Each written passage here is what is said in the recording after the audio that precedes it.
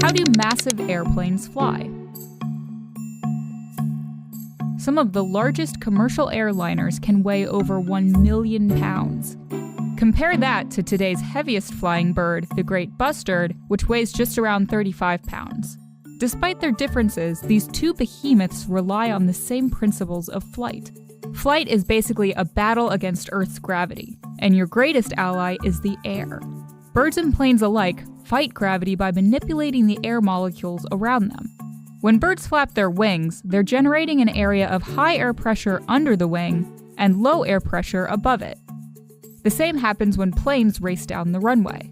The pressure difference above and below the wing creates a net upward force, giving the aircraft lift. Once this upward force exceeds gravity's downward pull, you have liftoff. Of course, a 1 million pound plane needs greater lift to get off the ground than a great bustard. Planes achieve this with a combination of two things.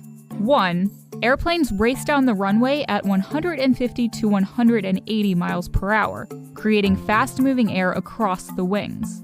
And two, something called the angle of attack. You probably noticed that planes tilt up at liftoff instead of rising parallel to the ground. The reason is that the tilt, also known as the angle of attack, directs more air below the wing. This increases the pressure and gives the plane an extra boost.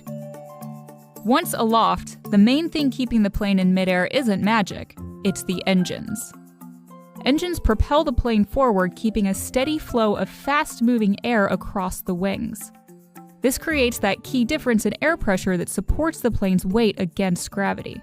But as you fly higher, the air becomes thinner, so the plane must travel faster to maintain that lift. While liftoff speed is around 170 miles per hour at sea level, a commercial airliner's cruising speed is around 550 miles per hour at 40,000 feet, where the air density is 10 times thinner. But a thinner atmosphere means less drag on the aircraft, so the engines can hit high speeds with less fuel. Cruising altitudes between 35 to 40,000 feet are the sweet spot, where pilots can fly as fast as possible while burning the least amount of fuel. Each day, more than 2.5 million people in the US hop on a plane, taking to the sky the same way birds have been doing for millennia.